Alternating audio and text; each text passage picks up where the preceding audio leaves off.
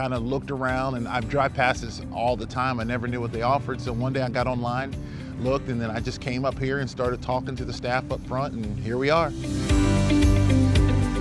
Honestly, when I first got into this, I wasn't sure. Me and my wife had been talking about it because I was a contractor, and I looked at one of my highest expenses was I was paying contractors to install air conditioners. And I said, well, there's got to be a way to save money. So my wife says, well, let's just go to school. And I told her, I said, if you do it, I'll do it. And here we are, and it's been a great decision ever since.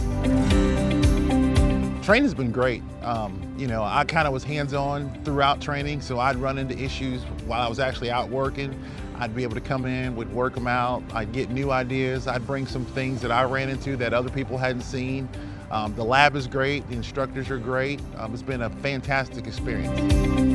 It's just a matter of juggling your time. Anybody can do it. If you were to make a change, come to Ayers for heating and air or whatever the program would be. The instructors are great. They're very helpful. They help you work through things. Don't sit on the couch and think about it. Make an informed decision.